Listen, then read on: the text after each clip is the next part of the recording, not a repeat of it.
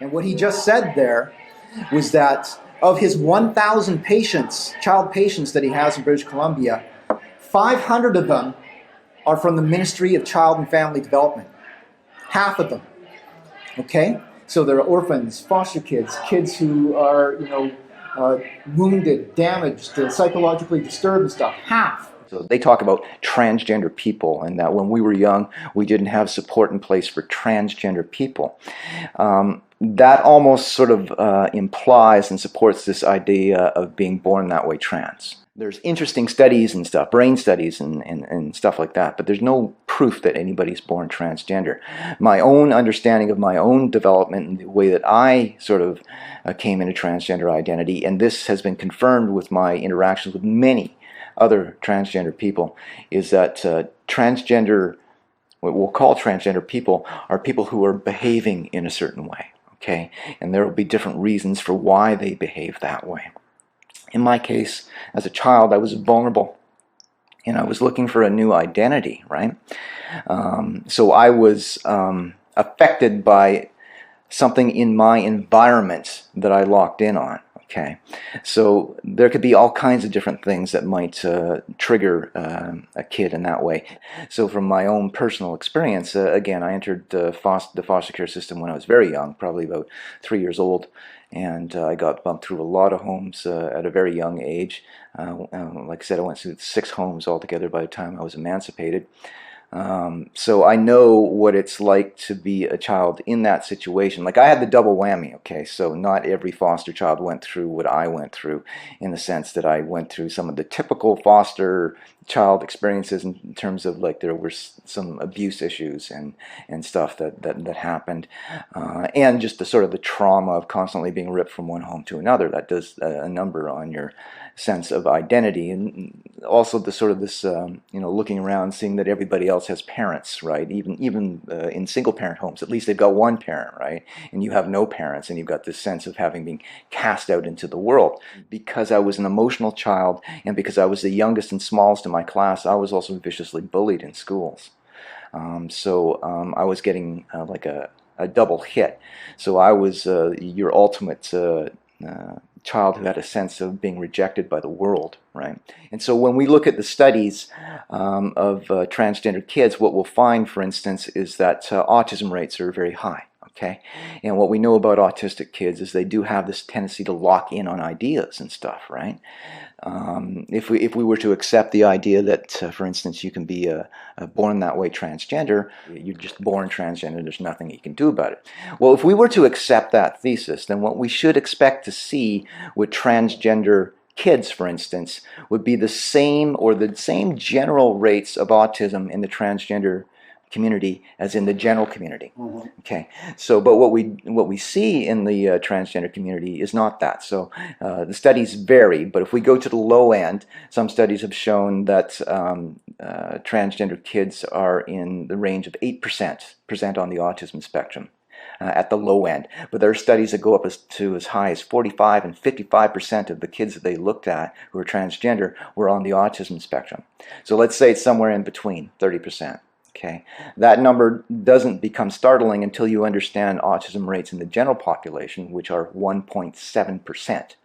For it to be 30% in the transgender community, that's way out of whack. Okay, there's no way to explain that except for that these are vulnerable kids who are locking into this idea and basically being preyed upon either intentionally or unintentionally by an establishment that has been set up to nurture that obsession, right, and take them onto a road to these drugs and stuff. And people need to understand that some of these drugs, like the puberty blockers, are highly toxic, with very serious long-term implications, including permanent sterility and stuff, right? So Lupron, for instance, is used to chemically castrate sex offenders. It's highly toxic. It shuts down parts of the endocrine gland system. That's how powerful it is, okay? And what we're doing is we're taking these vulnerable kids and we're nurturing these ideas in them, even though it might just be like a passing obsession. And we have science that shows that if you don't reinforce these ideas in these kids, right, you just let them go through this phase, somewhere between 60 to 85% of these kids grow out of it. Whereas if you nurture them in this idea, the majority will stay with that transgender inclination, right? So it depends on how you handle them. But the difference, the important difference there is that if you don't nurture them, their bodies stay whole. Okay, they don't take all of these drugs and stuff, right?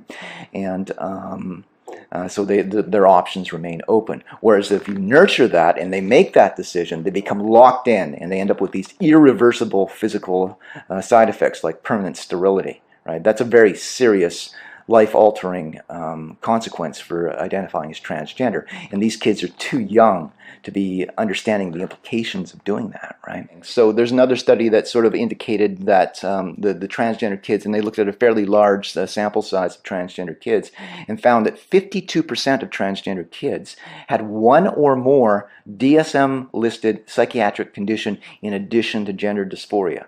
Okay, so again, these are kids with all of these emotional problems. And that's going to get us into my sort of recent discovery, which actually came to me courtesy of Dr. Wallace Wong, who is the leading gender psychologist in British Columbia who deals with the greatest number of transgender kids. That's his specialty. Okay, and he refers a lot of kids to the BC Children's Hospital. Recently, he gave a talk in which he revealed, and these numbers I'm going to give to people, we need to understand, are predicated on the assumption that what Wallace Wong has said is correct. So in our gender health clinic, we started in 2000, after 2010. So back then, we started with 4 clients at the ministry, but now we have more than 500 kids under just the ministry alone. If I'm talking about my private practice altogether, we have, I see, more than 1,000. So that's quite significant. Yeah. If we assume that what Wallace Wong has said is correct, and he is the leading gender psychologist in British Columbia, so we have a good reason to sort of trust that he's not just going to say this. Okay, so he said of his 1,000 child patients, half of them were from the Ministry of Child and Family Development. Okay, that means they're foster kids, they're orphans, or kids who are otherwise under the care of the government of British Columbia. So like I was when I was a child. Okay, now to understand that, you need to understand that in British Columbia, there's somewhere in the neighborhood of about 650,000 school-age children. Okay, of those children, it's 6,500 who are under the ministry's care. Okay, so 1 in 100 are in the ministry's care. So right there, you already got an alarm bell. Okay, so why, if foster children comprise 1 in 100, are 50% of Wallace Wong's child patients from the ministry? Okay, that's an alarm bell right there. So when I heard this, when I heard him say this in this talk, I was alarmed.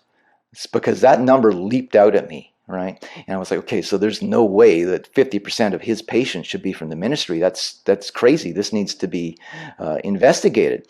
But nobody sort of followed up on that, right? And it just sort of was left hanging out there. So I decided to go out and crunch some of the numbers and try to figure out exactly what this all meant.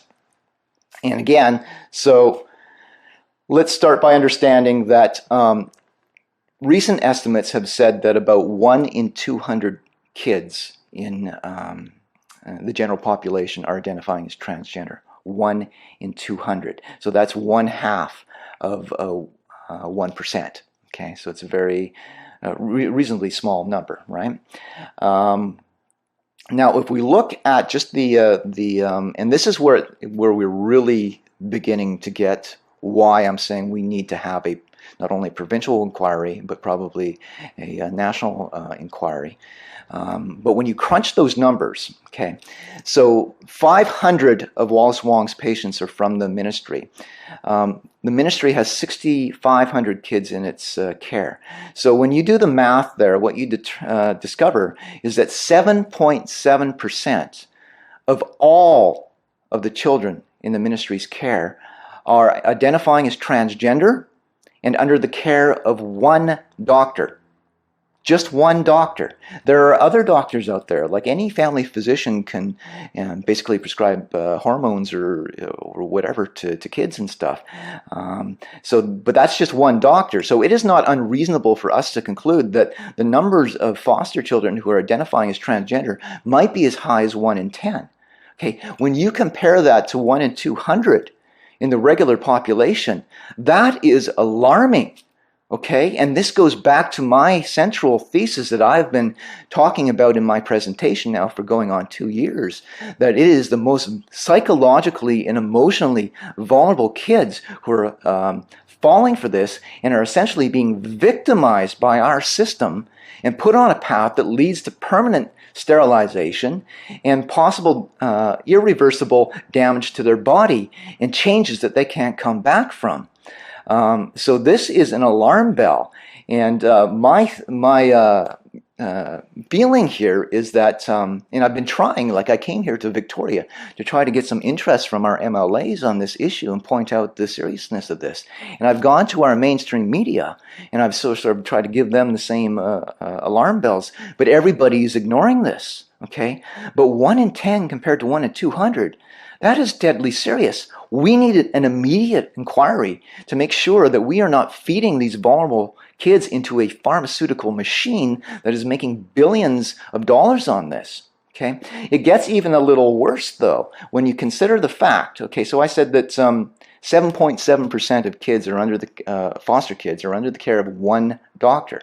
We're going to come back to that number again right now. 7.7% of all school-age children in British Columbia are Indigenous children.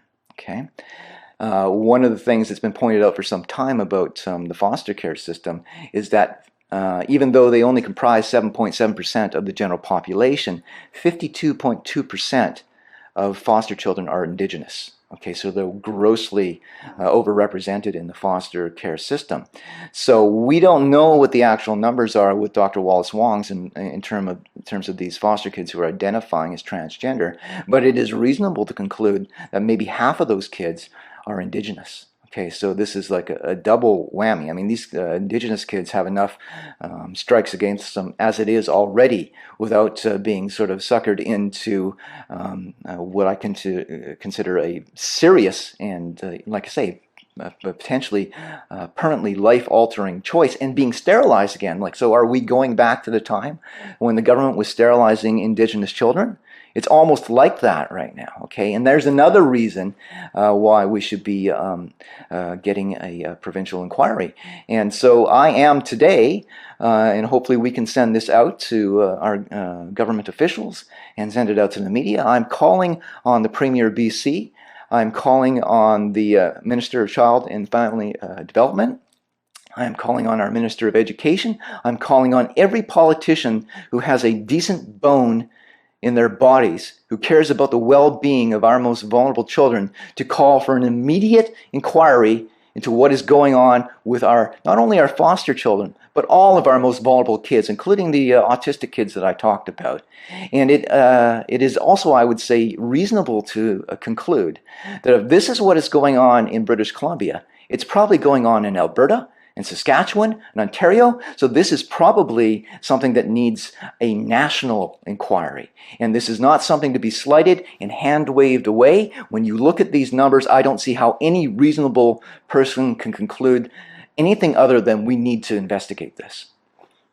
And I personally think that I would like to be part of that inquiry only because I don't trust our government. Right? And I don't trust the people who have been manipulated by the pharmaceutical establishment. So I think they need to have a critical eye in there, and I would happily take part in any such inquiry.